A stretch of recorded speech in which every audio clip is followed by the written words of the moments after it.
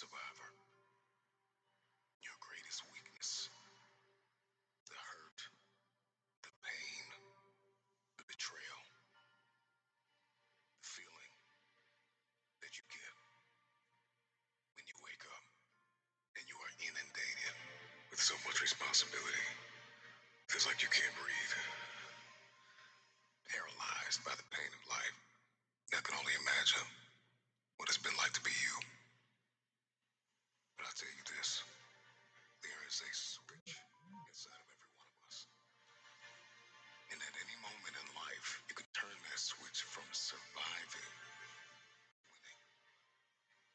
Because ultimately, survival is an illusion. There's only two types of people in this world. There's people who lose, and there's people who win. And it's hard to be a loser, and it's hard to be a winner. Today, I want you to make a decision to flip the switch inside of you from surviving to winning. It's time to win. See, the human being is the highest order of creation on earth. And one thing I am crystal clear about is that at any moment in your life, you can come across a speech or a piece of information. And if that information is applied, that revelation, it can forever alter the fabric of your existence. It's in the midst of our greatest storm. If you can hear my voice, you've survived. You survived the hurricane. You survived the storm. You survived the trial. You survived the betrayal. You survived it all. In order to change your life, all you gotta do is flip the switch from surviving to winning. See, a survivor will sit and wallow in the pain of the past. But a winner will build even when they are broken.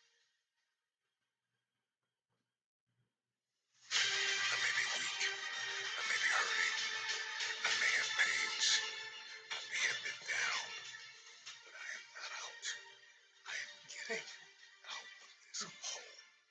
Today, I'm getting out of the pit of misery and into my destiny. Your pain is not bigger than your purpose. And even though you have been crushed in this very moment, you still have your calling.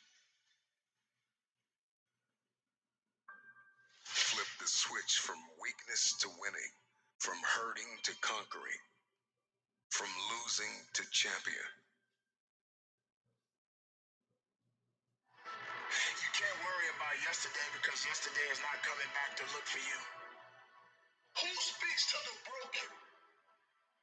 Who speaks to the individuals that's still in the process? I'm dropping this for you. I'm telling you to keep going when you face opposition. I'm telling you to keep going when you face adversity.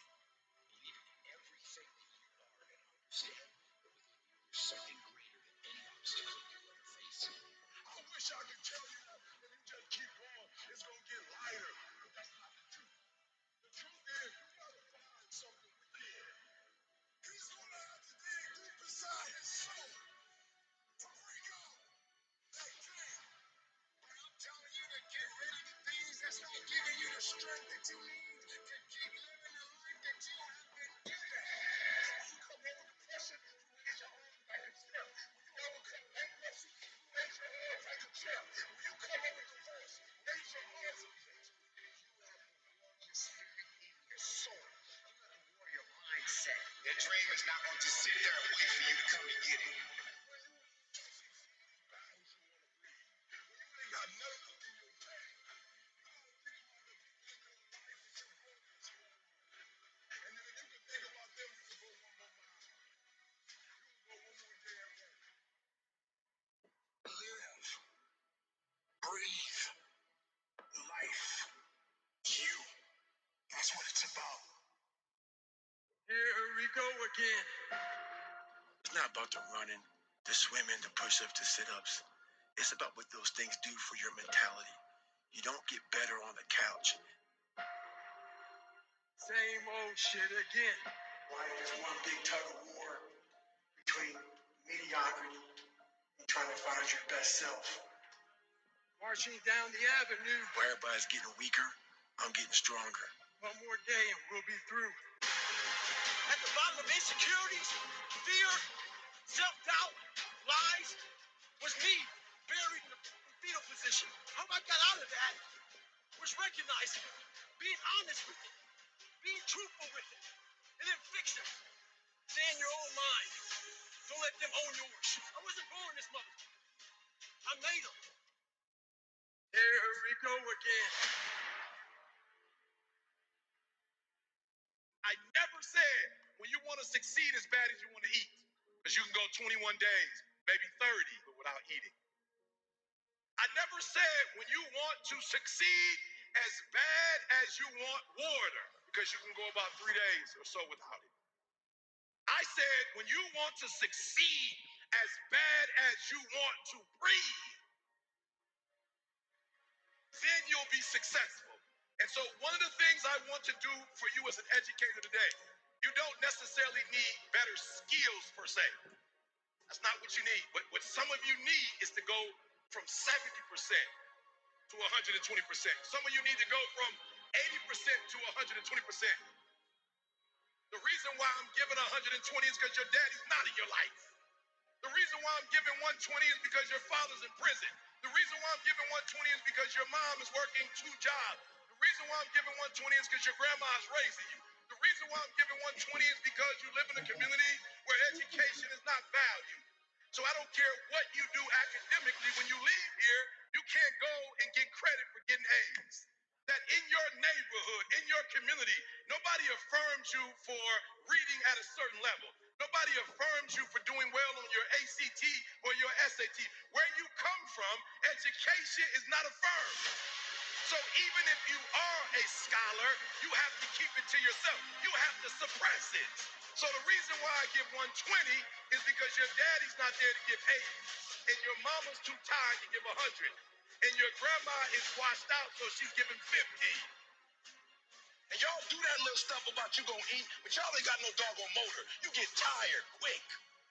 You practice for 1 or 2 days, you roll out. You do a couple hours, you tired. But yeah, you compete against people right now, that's their lifestyle. And you think they about to let you take their lifestyle? I don't want to do it as much as I want to eat. I don't want to do it as much as I need to breathe. I want to be the best in the world as bad as I want to breathe. I want to be the Michael Jordan of education. I want to be the LeBron James of education. And I ask you the question. I ask you the question today. Are you giving 120? I never said when you want to succeed as bad as you want to eat. I never said when you want to succeed as bad as you want water. I said when you want to succeed as bad as you want to breathe, then you'll be successful.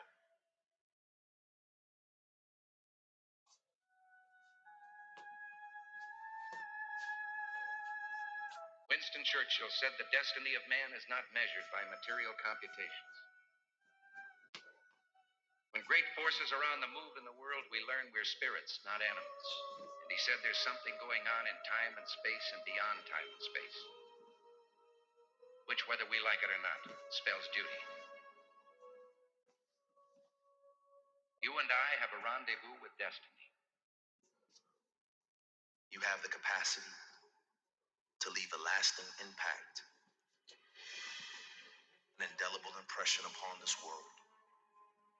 It is about becoming a master of your own destiny. As your understanding and perception of life deepens, you will see everything is in your hands. All of us have something in us that we must live. And if we don't know what it is right now, we must create it or we must find it. All of us have this, whatever this something is. Just try to dig deep and find out what you're passionate about and live it like there's no tomorrow. I don't care what it is. I don't care what you want to do, but do the hell out of that. It takes, again, hard work, and it takes perseverance. And again, it just takes context, and it takes perspective. Yo, Clay, gonna cash app you some gas money for last week. Here's mine. Here you go, Capitan. Come on, guys. I don't need gas money. It's the principle, man. It's the principle. It's the principle. That's money. That's cash out. And again, it just takes context and it takes perspective. You got to put your stake in the ground and go after this thing called your future because no one's going to give it to you. Don't talk about it. Don't mull it over. Don't plan for it. Just get after it. All of us have seen our destiny at some point in time, and we decided not to listen. We decided to ignore it. So no, that's not for me. Life came in and slapped us side the head, and we stopped dreaming anymore. Give it everything you got. And if you fail, you can at least do what? You tried. But if you don't go out there and give 120%, you're not a man. It's time to understand that if you want to get something out of your life, you got to be willing to work for it. How much are you really willing to give? You have an everlasting potential. And as long as you have a heartbeat, as long as you have air in your lungs, you have an opportunity to change this world, change your life, and live your dream today. Don't you dare settle for anything less than what you know you can get. Just make sure you make your mark. Make sure you make your mark in this world. When you become what you're supposed to be, then you're going to bless somebody else. And that's what it's really all about. If you don't get serious with what's going on in front of you, you're going to forfeit everything that you were born to be. Take the leap of faith and believe that everything is going to be all right. Take that leap of faith. Trust yourself. To bring out that king, that legend. As a human being, the strongest thing you've got is your force of will. So take that force of will and make that happen. Make sure every breath you take counts for something. That when you get to the spot, you get to the spot for 1,000 others, 1,000,000 others. Live your life now. Live your dreams now. Start acting like this is your last day on the planet. Claim the sacred spaces of your minds and move toward that destiny with patience, perseverance, and prayer.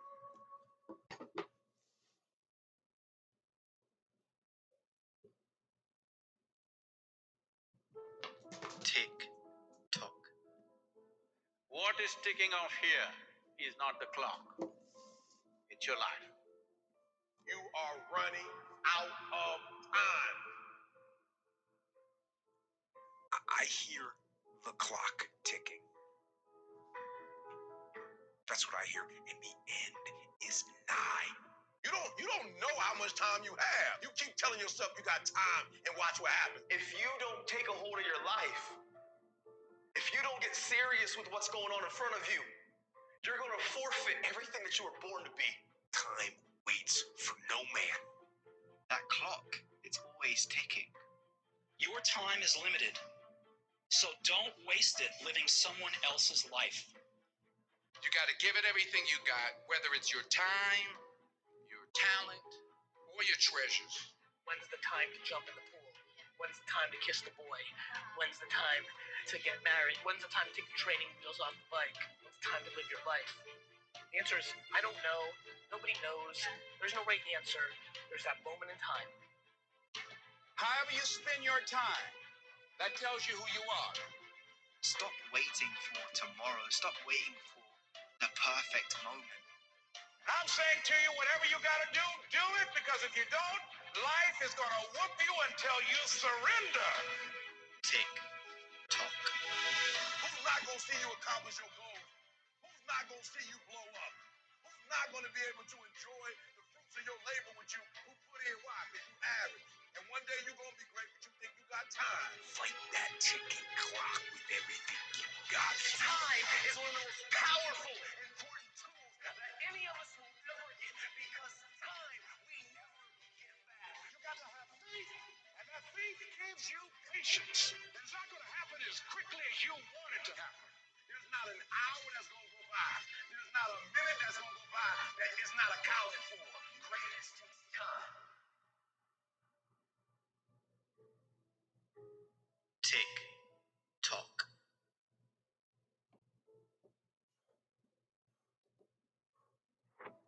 You don't always have to talk about what you're up to. Let your results speak for you. Let your actions speak for you. Social media doesn't always need to know about your grinding and hustle. People will know about it when they see your results. It's the one thing you can't fake. There's a lot of fake people out there talking a lot of crap about who they are and what they've accomplished. But one thing you can never fake is results. Be that person, the one who delivered, not the talker, not the statement maker, the result maker. Confuse them with your silence and shock them with your results. Under talk, over deliver. There's a saying, when you build in silence, they don't know what to attack. Don't let the haters get a chance to attack you before you've done anything. Build in silence and shock them with your end result. You must know the results will come. If you get your head down and work, you do not need to tell everyone what you're up to or who you think you're going to be. Just show them. The results will come if you get your head down and work. Your work ethic will show in your result. Your hustle will show in your results. Your ability will show in your results. Your greatness will show in your results. Never in your talk. There's no need to tell people how great you are. When you are truly great, they will tell you. Let your results speak for you. Let your actions speak for you. Confuse them with your silence and shock them with your results. Your work ethic will show in your results. Your hustle will show in your results. Your ability will show in your results. Your greatness will show in your results. Never in your talk.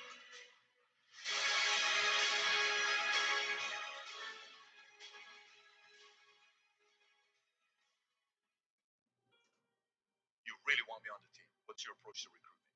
You want first place, come play with me. You want second place, go somewhere else. Like, I would watch Magic play. I'd watch Michael play. And I would see them do these unbelievable things. And I'd say, can I get to that level? I don't know, but let's find out.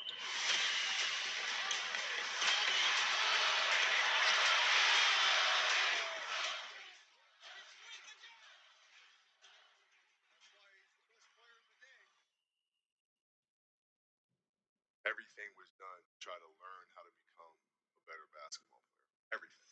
Everything. And so when you have that point of view, then literally the world becomes your library to help you to become better at your craft. So because you know what you want, the world's giving you exactly the information. 100%. You become better at it. Because you know what you're looking for. So many guys tell stories about your work ethic. Yeah. What was really your work ethic like, and for how long did you stay disciplined?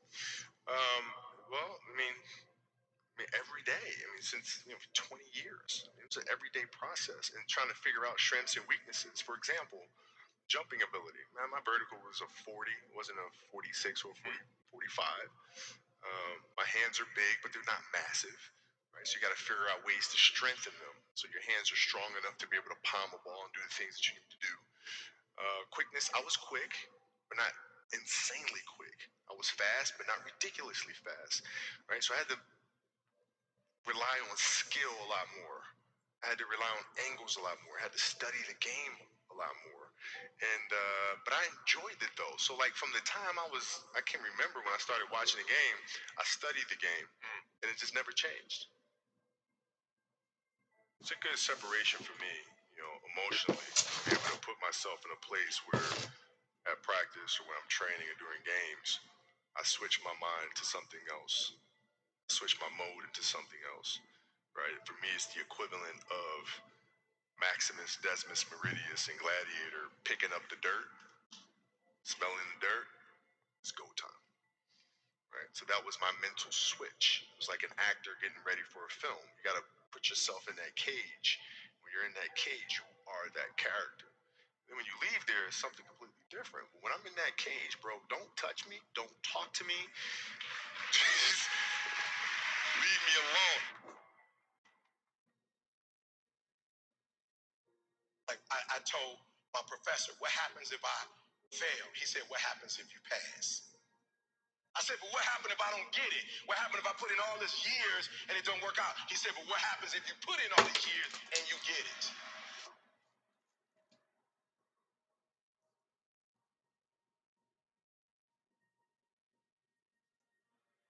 You got skill and you got will. You got skill and you got will. Two total different things.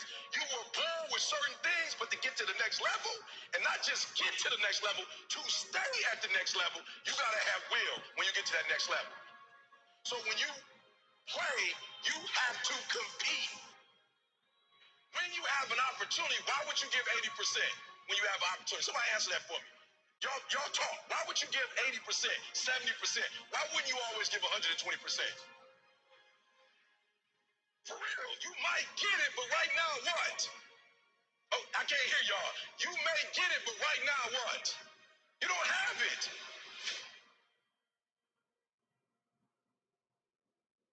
You have nothing to fear, guys. You already overcame all kind of stuff. Because a lot of you don't see that what's going to take you to that next level that's going to separate you from everybody else, because you got to have something that separates you. What's going to separate you from everybody else? I don't know what that is for you, but just talk about it. When you hear my videos, one of the things you notice that separates me from everybody else, I don't do what in any of my videos? I don't curse enough. You've never seen me cuss before. You've never seen me drink before. You've never seen me smoke. I'm not against drinking and smoking, but my brand is I don't drink, I don't smoke. What are you going to do to separate yourself? Like, I do things to separate myself from everybody else. The passion that I have when I speak, the grind that I have when I do what I do. What are you going to do to separate yourself? People you're not even going to be hanging out with. All I want to hear is E. They grinding like they never grind before. Tanya, I want to hear they out there handling that rock like E. They monsters, E. They like freaks out here, E. Like, they going hard, E. That's all I want. What's some more stuff that's keeping you from doing what you're supposed to do? I love it. You have an opportunity of a lifetime. And what I'm trying to get you to understand is when you understand you have an opportunity, you play a little different. And it was track and field. And the gym. Today, Rafi is taking a ride without worrying about taking a fall. Charlotte has more room in her living room budget. Plasma donation can open doors simply by walking through this door. That's Plasmagic. Donate today at Octapharma Plasma. And the gym instructor pointed to my father online and said, Cyril Tyson, everyone look at him. He does not have the body type that would excel in track. And they used him as an example. And he says, what? No one is going to tell me what I can't do in my life. And he used that as a reason to start running. And he started track in that moment. He decided that one of his next tasks in life would be to take up running and excel at it. Within a few years of that, he became world class. At one time, had the 5th fastest time in the world. In the middle distance, they don't run this anymore, 600-yard run. In 1948, the Olympics was not yet ready to come back to us because we're still roiling from the Second World War. Instead, there was still an Olympics. It was called the GI Olympics, and it was held in Hitler Stadium. So he competed in Hitler's stadium in the late 1940s, and just one of the great memories of his life. But the reason I'm saying all of that is they were competing against the New York Athletic Club. In the day, once you graduated college, you needed some sanctioning body to compete with. So there were athletic clubs. The New York Athletic Club at the time accepted only white Protestants. So there was another club called the Pioneer Club, which took everybody who was not accepted to the New York Athletic Club, which was basically blacks and Jews, is really what that came down to. And his best friend, Johnny Johnson, was coming around the back stretch, might have been the quarter mile, coming on the final straightaway. And a runner from the New York Athletic Club is a few paces behind him. And Johnny Johnson overhears that runner's coach say, Catch that. And he overheard this. What did he say to himself? He said, this is when he ain't gonna catch it. That extended his lead to the finish line. And he tells this story not with any bitter tone. So he never had that kind of tone when he shared those stories with us. It was, here's an occasion to parlay what today might be called a microaggression into a reason to excel even more than you had expected of your own abilities and talents. And so I have taken that lesson with me. How did you get mentally and emotionally so strong where it doesn't bother you? Well, you got to look at the reality of the situation. Like for me, it's not, you kind of got to get over yourself. It's not about you, man. Like, okay, you feel embarrassed. You're not that important. Like, get over yourself. That's where you go. Get over yourself, right? Like you're worried about how people may perceive you, and like you're walking around and it's embarrassing because you shot 5 air balls. Get over yourself, right? And then after that, it's okay. Well, why did those air balls happen? Got it. High school, year before, we played 35 games max, right? Week in between, spaced out. Plenty of time to rest. In the NBA, it's back to back to back to back to back to back to back. I didn't have the legs. So you look at the shot, every shot was online. Every shot was online, but every shot was short. Right? I got to get stronger. I got to train differently. The weight training program that I'm doing, I got to tailor it for an 82-game season so that when the playoffs come around, my legs are stronger and that ball gets there. So I look at it with rationale. Say, okay, well, the reason why I shot air balls is because my legs aren't there. I go, well, next year they'll be there. That was it. Done.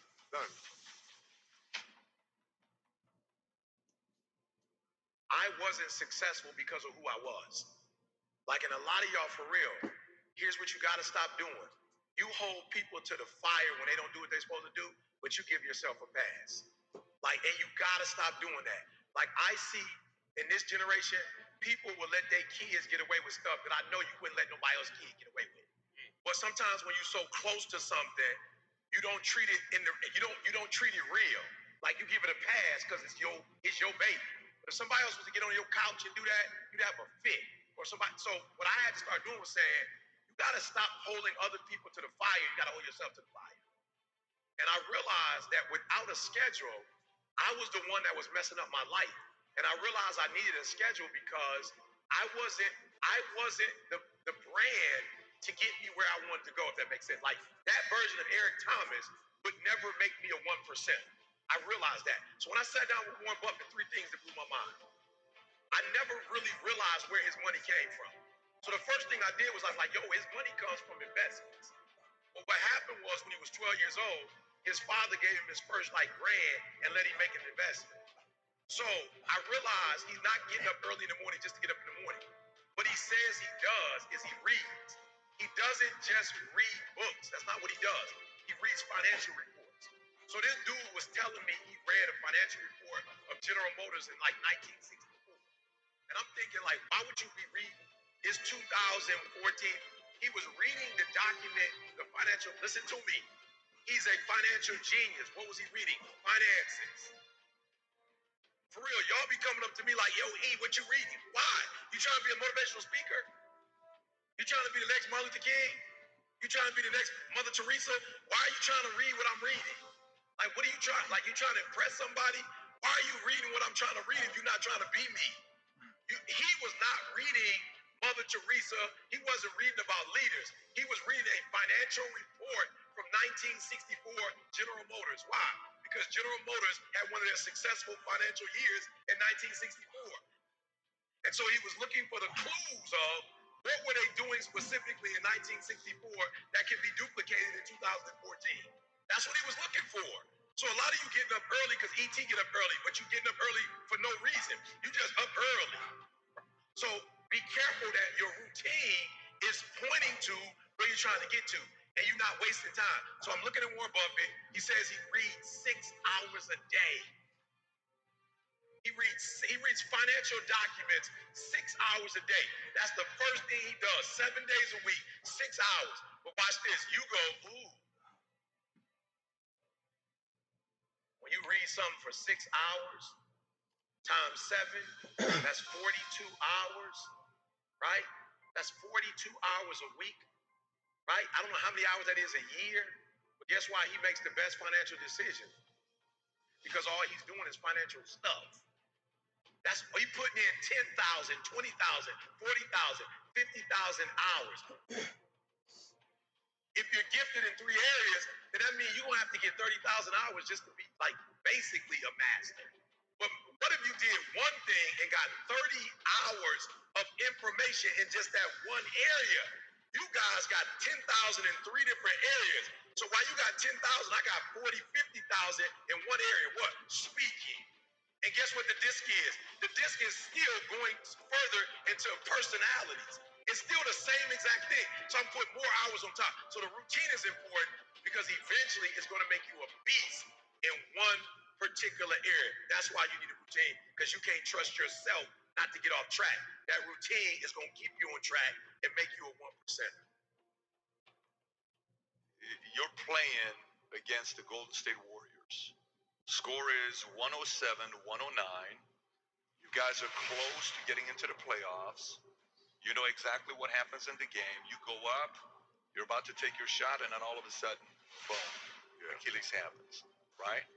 He went and hit the free throws, and then you walked off the stage. Yeah. You got the surgery done.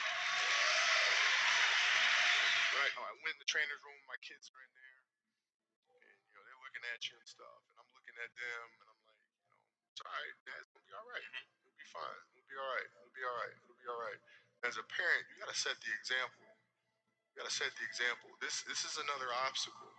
This obstacle cannot define me. It's not going to cripple me. It's not going to be responsible for me stepping away for the game that I love. I'm going to step away on my own terms.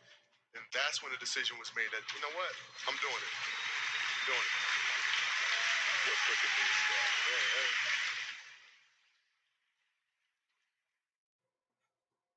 Yo, Clay, gonna cash app you some gas money for last week. Here's mine. Here you go, Capitan. Come on, guys. I don't need gas money. It's the principle, man. It's the principle. It's the principle. That's money. That's cash app. Push yourself. So you want to be the best. You want to get to the top. You want to achieve success. I'm sick and tired of all you people out there that go around talking about what you want, what you're going to get, what you're going to have, what you're going to do, where you're going to go, and not doing to actually make it happen. If you're happy in life right now, then you can stop listening now, because this video ain't for you. The moments and situations you're steering away from are usually the things that need to be attacked head on. You're the one that needs to trigger that growth. You'll always be dreaming of a better life, dreaming of success, dreaming about the person you're capable of becoming. We've all got things we want to do, dreams of what we want our life to look like. The problem is, most of us are standing in a busy street, just letting the opportunities in life pass us by. We're waiting for the perfect situation, the perfect circumstances, the perfect opportunity, the perfect time. There's never going to be a perfect time or the perfect moment. Take a look at the clock. This is your time. You know what you want, so go get it. It's there. If you want all these things in life and you're just thinking that by some miracle of life or some bullshit theory of the law of attraction it's going to magically happen, you've got to wake up. The only way to get what you want in life is to get to work and go and get it. To look at all your adversity and all the excuses square in the face and push yourself out of your comfort zone to achieve what you want. Your biggest growth moments come from a place of discomfort. If you're never willing to step outside into those fears, face the unknown, and see what's on the other side of them, you'll always be wondering what could have been. You can always do more.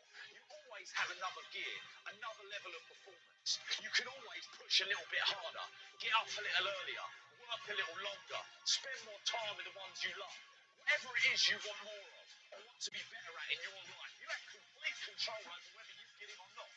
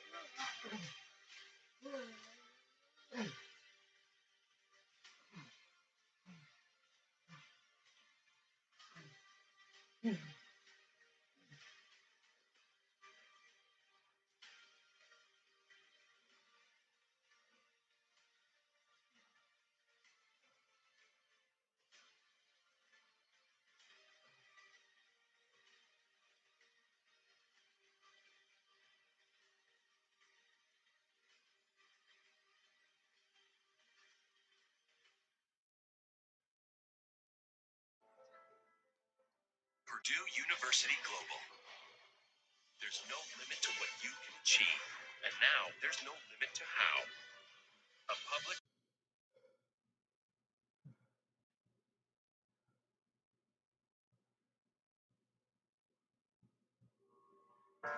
Sometimes you gotta take a break from just about everything, disappear, come back, and shock the world. I'm talking to that athlete. I'm talking to that administrator. I'm talking to that nurse, that doctor. I'm talking to that student. I'm talking to that communicator. I'm talking to that pioneer, that inventor. I'm talking to that entrepreneur. I'm talking to that preacher. I'm talking to that person who refuses to stay where they are. I'm talking to that person that doesn't have a problem laying in obscurity because you know that when you come out of the dark room, all eyes on you. We live in a culture of busyness, distraction, and noise. And sometimes the only way something's going to change is if we disappear. Sometimes you gotta delete the app. Sometimes you have to walk away. Sometimes you have to fall back into the dark room and focus on you. Everybody wants destiny. Everybody wants manifestation. Everybody wants fulfillment. Everybody wants the next level in the relationship and a higher quality of living. But nobody wants to eliminate distractions. Nobody wants to disappear for 3 months, 4 months, 6 months, and get into a place where you can focus on just you.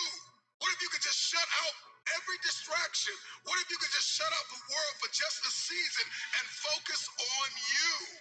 A man is rewarded in public for what he does in private. Can you unplug just a moment and focus on you? Focus on what matters. Why are you here? What is your destiny? The reason why you don't see it, the reason why it has not manifested, the reason why you are so frustrated is because you have not been willing to forsake all that you've been called to forsake and to follow through behind closed doors. Sure, you can talk about it. Sure, you can plan it. Sure, you can write it down. Sure, you can go to the conference and hear about it. You can read about it. But at some juncture, you have to disappear and put the work in and come back and shock everybody that doubted you. I'm talking to that man, that woman, that boy, that girl who feels the fire in their belly. It's time for you to shock the world. You may have to sleep in your car. You may have to go without food. You may have to bounce around from couch to couch. You may have to sacrifice like nobody in your family ever asked. But can you do it behind the scenes when nobody's looking, when nobody's watching, when nobody understands the measure of passion that you carry? Can you keep going? Don't stop. You're right there. You don't have time to waste. So I need you to put in 1,000% every single day. I was the baddest person to ever live. Doesn't go away, man. You gotta wake up, even though you retired, you never retired. You're setting the example every single day of your life about having a savage mentality. Everybody wants to be a beast until it's time to do what real beasts do. Everybody gets excited. E.T., the guru story, but nobody wants to get up at 3 o'clock. Things in life are going to get really fucking hard. And you're going to want to quit. Win, lose, or draw. Groceries, gas, rent, bills. How are we meant to afford it all at the moment? Finally, the U.S. government is stepping in and saying enough is enough.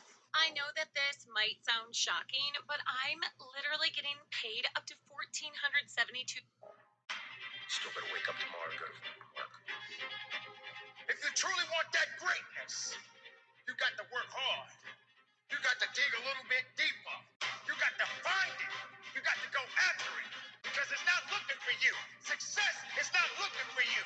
You got to go get it. You're not always gonna feel like doing what you're supposed to do. That's what you gotta do.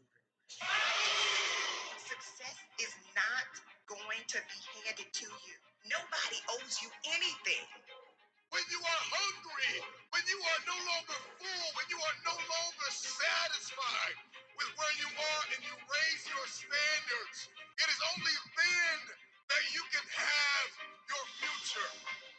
What's going to separate you is when it's peacetime, when it's wartime, you got to get up and make it happen. Push with everything you got. Tell excuses to step aside. Let weakness know that it is not welcome in your house. Because the opportunities are yours. Go get it. Go get it now. Like for real, you walk out of here pumped up, fired up. You get some new information. You're ready. Everybody wants to be a beast until it's time to do what beasts do. Because not only do I want to be a beast, if you follow my 24 hours, I do what beasts do. One mentality that you must have in life is that regardless of what's in front of you, you still must grind. I feel that most things I do, but still I grind. I have too much to accomplish to be satisfied with where I am right now. I have too much on the line. I have too many people depending on me to win. I must stay hungry. Be a hard-working motherfucker. You can't go wrong with that mentality.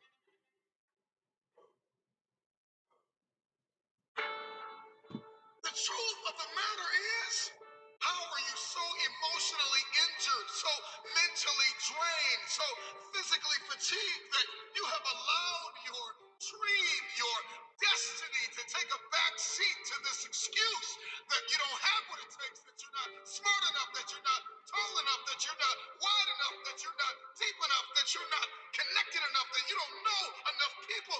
You keep comparing yourself to that person and this person. When will the excuses stop?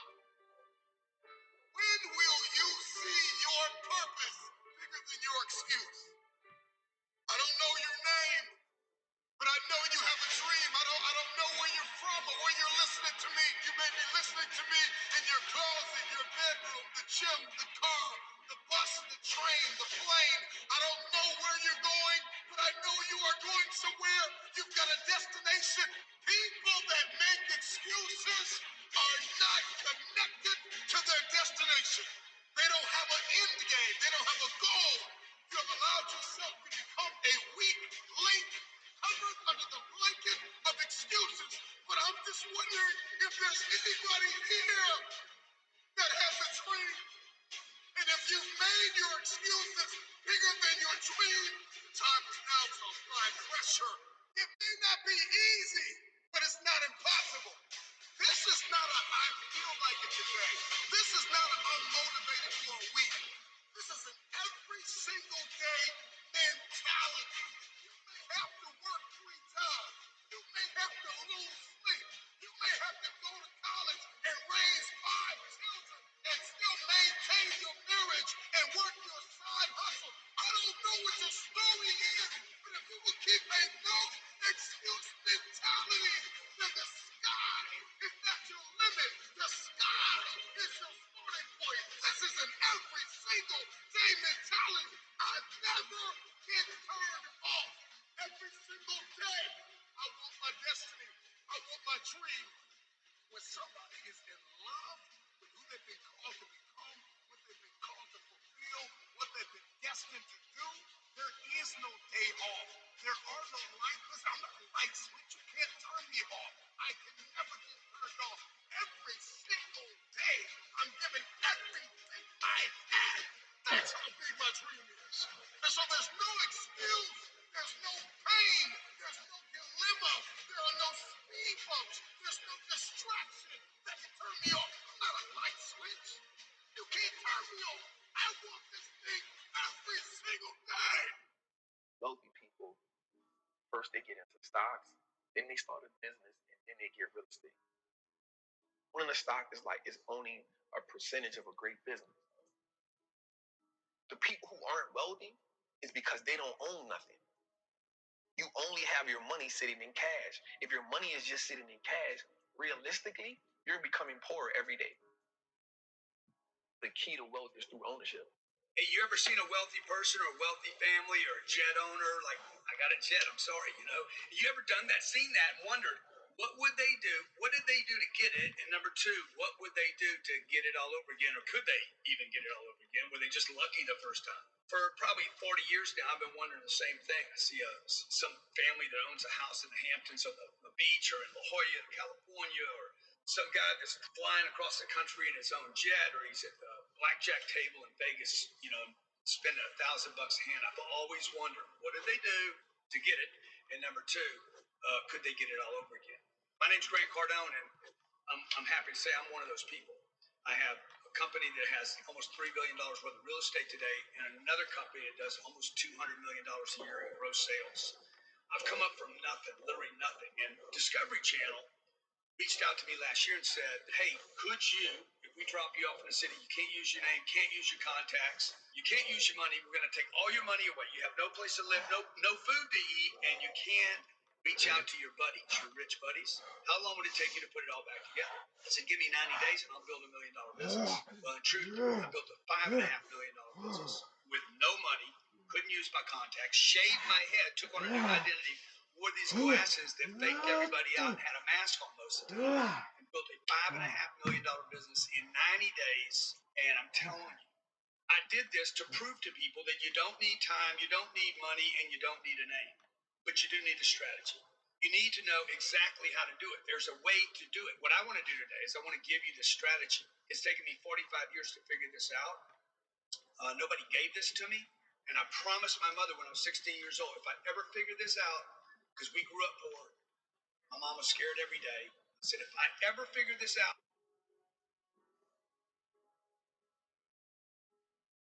At about 9 or 10, I saw my mom get shot in front of my face. My early years were surrounded with violence. I saw my mom selling drugs. I saw my mom robbing. I saw my mom get robbed. I saw her get shot, and then she later on went to prison, right? So I saw that early. At 14, my mom was in prison, and I lost my grandmother, which was who I was living with at the time. 14, I'm homeless. I'm just on survival mode. Like the world, I just want to get to the next day. I want to make as much money as I can selling crack. So at 16, I go to prison for attempted murder on robbery.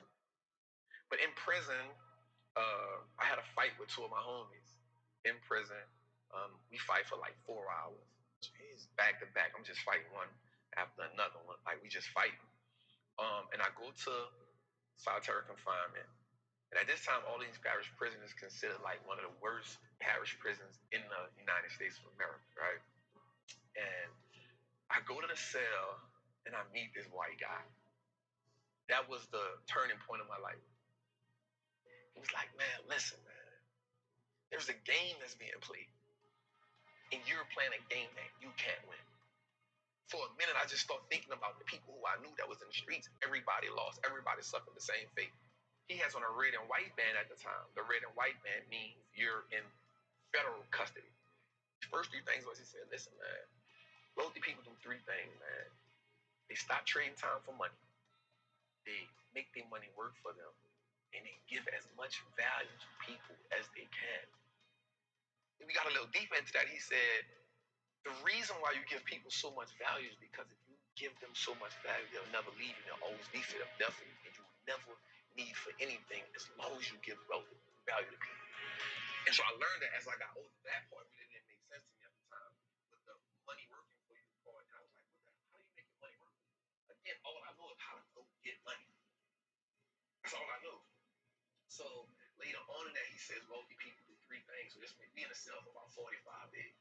Every conversation with him about money and transition was always wealthy people do. So he says wealthy people, first they get into stocks, then they start a business, and then they get real estate.